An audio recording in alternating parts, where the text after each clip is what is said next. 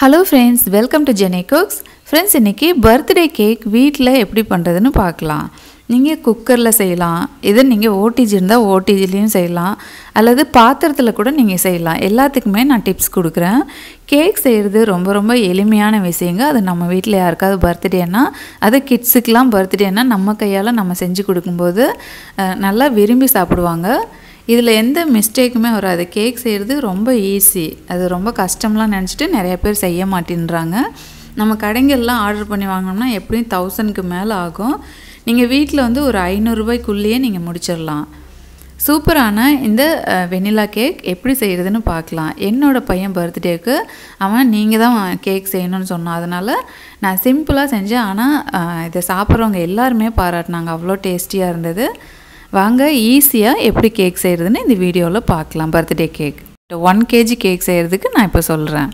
First cake வேக வைக்கிறதுக்கு ஒரு கேக் டின் எடுத்துக்கோங்க. என்ன மாதிரி வேணாலும் நீங்கள் எடுத்துக்கலாம். 1 kg வேக வைக்கிற டின் எந்த அளவோ அந்த அளவு எடுத்துக்கோங்க.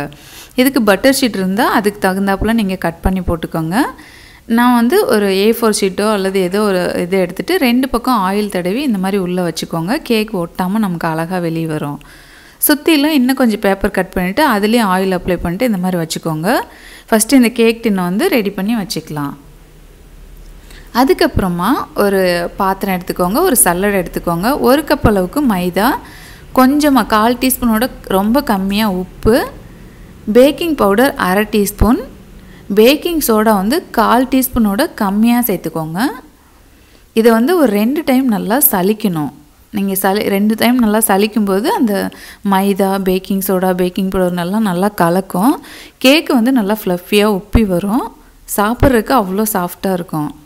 நான் இப்போ வந்து 2 டைம் நல்லா சலிச்சிக்கிட்டேன். இதில் பேக்கிங் சோடா பார்த்திங்கன்னா 1/4 டீஸ்பூன் தான் நான் போட்டிருக்கிறேன். ஏன்னா 1 kg கேக்கு 1/2 டீஸ்பூன் சேர்ப்பாங்க. அதே மாதிரி பேக்கிங் பவுடர் 1/2 டீஸ்பூன் தான் நான் சேர்த்துருக்குறேன். இப்போ ஒரு மிக்சிங் பவுலில் 4 முட்டை எடுத்துக்கோங்க. அந்த பவுல் வந்து கொஞ்சம் கூட ஈரம் இல்லாமல் இருக்கணும். நான் இன்றைக்கி எலக்ட்ரிக் பீட்டர் தான் யூஸ் பண்ண போகிறேன். உங்கள்கிட்ட விஸ்க் இருந்ததுன்னா கையில் வச்சு நீங்கள் பீட் பண்ணிக்கோங்க. நல்லா நுரப்போங்க. ஒரு 7-8 நிமிஷம் நீங்கள் நல்லா அரைச்சிக்கணும். இப்போ எலக்ட்ரிக் பீட்டரில் ஒரு 4 நிமிஷம் ஹை ஸ்பீடில் அடிச்சுக்கிட்டேன். இப்போ வந்து சுகர் ஆட் பண்ண போகிறேன். சுகரை வந்து பவுடர் பண்ணிக்கிறேன். மாவளந்து அதே கப்பில் 3/4 கப் அளவுக்கு சர்க்கரை எடுத்து பொடி பண்ணிக்கிட்டேன். இதை ஒரு 2 டைமாக பிரித்து இந்த மாதிரி போட்டுட்டு நல்லா இந்த மாதிரி அடித்து எடுத்துக்கோங்க. நீங்கள் மிக்சியில் கூட இது ஒன்றா முட்டை, எண்ணெய், சர்க்கரை இதெல்லாம் அளந்து கூட மிக்சியில் போட்டு நீங்கள் ஒரு 10-15 செகண்ட் நீங்கள் ஓட விட்டுக்கலாம். கேக் வந்து செம்ம சாஃப்டாக வரும். நான் வந்து எலக்ட்ரிக் பீட்டர் வந்து யூஸ் பண்ணாமல் இருக்குது, அதனால் நான் இதை யூஸ் பண்ணுறேன். இப்போ சர்க்கரை சேர்த்து நல்லா கலந்தாச்சு. ஒரு 1/4 கப் அளவுக்கு சன்ஃப்ளவர் ஆயில் நான் சேர்த்துருக்குறேன். அதுதான் வாசனை இல்லாமல் இருக்கும். அப்படி இல்லைன்னா நீங்கள் பட்டர் ஒரு 1/4 கப் அளவுக்கு உருக்கி சேர்த்துக்கங்க. இப்போ நல்லா கலந்தாச்சு. பாருங்கள், இந்த பதத்தில் இருக்குது. இப்போ நம்ம சளிச்ச மாவு இருக்குல்ல, அதை இது கூட சேர்க்க போகிறோம். அதுக்கு முன்னாடி வெனிலா எசன்ஸ் 1/2 டீஸ்பூன் அளவுக்கு சேர்த்துருக்கேன். இது வந்து பைனாப்பிள் எசன்ஸ். இது போட்டிங்கன்னா நல்லா கேக்கு வாசனையாக இருக்கும். ஒரு 2-3 ட்ராப் மட்டும் விட்டுட்டு சும்மா ஒரு 10 செகண்ட் இந்த மாதிரி அந்த பீட் பண்ணிக்கோங்க. இப்போது நம்ம கலந்து வச்சுருக்கிற மாவு மைதா வந்து 1 கப் எடுத்தோம்ல, உங்ககிட்ட இந்த மெஷரிங் கப்பு இல்லைன்னா வீட்டில் வந்து நம்ம அரிசி அளக்கிற டம்ளர் 250 ml டம்ளர் இருக்கும் இல்லைங்களா, அதில் 1 டம்ளர் அளவுக்கு எடுத்துக்கோங்க. கரெக்டாக இருக்கும். எல்லா பொருளையுமே அதிலே அளந்துக்கோங்க. இப்போ மாவையும் அதே மாதிரி 2-3 டைமாக இந்த மாதிரி போட்டுட்டு இந்த மாதிரி கலந்துக்கலாம். விஸ்க் இருந்தால் மட்டும் இந்த மெத்தட் வந்து பயன்படுத்திக்கோங்க. ஏன்னா இப்படி வந்து ஸ்பேச்சுலா வச்சு கலக்கும்போது நிறைய கட்டிகள் விழுது. அதனால் நான் பீட்டர் வச்சுட்டு நான் சும்மா ஒரு 10 செகண்ட் அடிச்சுக்கிறேன், கலந்துக்கிறேன். இந்த மாதிரி செய்யும்போது கேக் வந்து உப்பி வராது அப்படின்னு சொல்லுவாங்க, விரிசல் விடும் அப்படிலாம் ஒன்றும் இல்லை, சூப்பராக வரும். கடைசியாக நான் காட்டுறேன் பாருங்கள். இப்போ மாவு சேர்த்துட்டு ஒரு 10 செகண்ட் வந்து நான் கலந்துக்கிட்டேன். இப்போ அந்த கேக் டின்னில் நம்ம இந்த கேக் பேட்டரை ஊற்றிக்கலாம். நம்ம ஊற்றுனது பார்த்திங்கன்னா 1/4 டின் அளவுக்கு தான் இருக்குது. ஆனால் உப்பி வருது பார்த்திங்கன்னா அந்த பேப்பர் தாண்டி அந்த டின்னை தாண்டி நல்லா உப்பி வரும். இப்போ இந்த மாதிரி ஒரு டூத் பிக் வச்சுட்டு நல்லா இந்த மாதிரி பபுள்ஸ் வந்து உடச்சி விட்டுருங்க. இந்த மாதிரி செய்யும்போது கேக் வந்து உங்களுக்கு உப்பி வராது, அந்த மலை மாதிரி குமிஞ்சு வராது. அதே மாதிரி அந்த வெடிக்கும். ஒவ்வொரு நடுவில் வந்து கேப் விழும், அந்த மாதிரிலாம் விழாது. முடிஞ்ச அளவுக்கு நல்லா அந்த ஏர் பபுள்ஸ்லாம் உடச்சி விட்டுருங்க. இப்போ நான் ஓடிஜியில் தான் கேக் வேக வைக்க போகிறேன். நான் குக்கரில் எப்படி செய்கிறதுன்னு கடைசியாக வந்து நான் டிப் கொடுக்குறேன். இப்போ வந்து ஒரு 250 டிகிரி செல்சியஸில் 5 நிமிஷம் ப்ரீ ஹீட் பண்ணியிருக்கேன். பொதுவாக அவன் வந்து கேக் நம்ம பேக் பண்ணும்போது 180 டிகிரியில் 10 நிமிஷம் ப்ரீ ஹீட் பண்ணுவாங்க. இது 250 டிகிரியில் நான் ப்ரீ ஹீட் பண்ணதுனா 5 நிமிஷம் மட்டும் ப்ரீ ஹீட் பண்ணியிருக்கேன். இப்போ கேக் டின் உள்ளே வச்சுட்டு ஒரு 40 நிமிஷம் வேக வச்சுக்கலாம். 180 டிகிரி வச்சுக்கோங்க வேக வைக்கிறதுக்கு. பேக்கிங் செல்சியஸ் வந்து 180 டிகிரி செல்சியஸ் வச்சுக்கோங்க. 40 நிமிஷத்தில் சூப்பராக நமக்கு கேக் வந்து பேக் ஆகி வந்திருக்கு.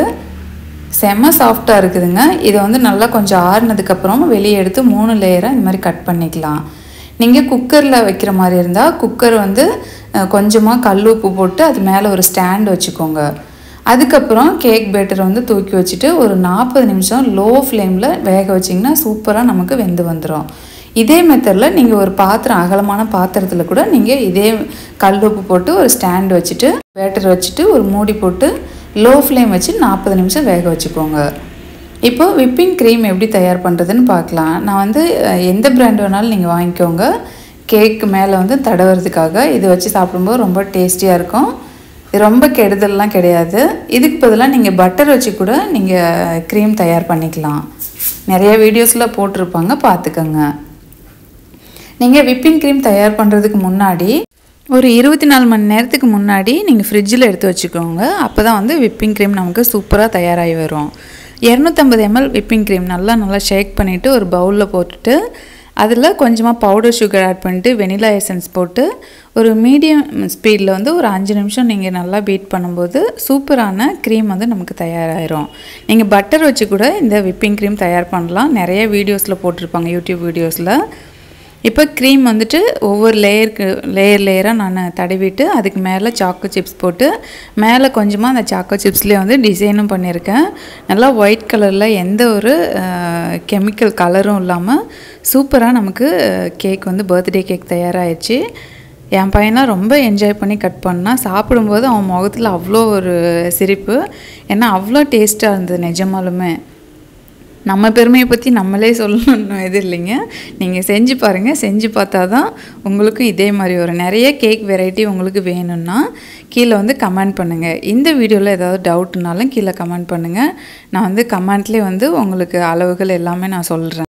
பர்த்டே கேக் ரெசிபி உங்களுக்கு பிடிச்சிருந்தால் லைக் ஷேர் பண்ணுங்கள். தேங்க்யூ.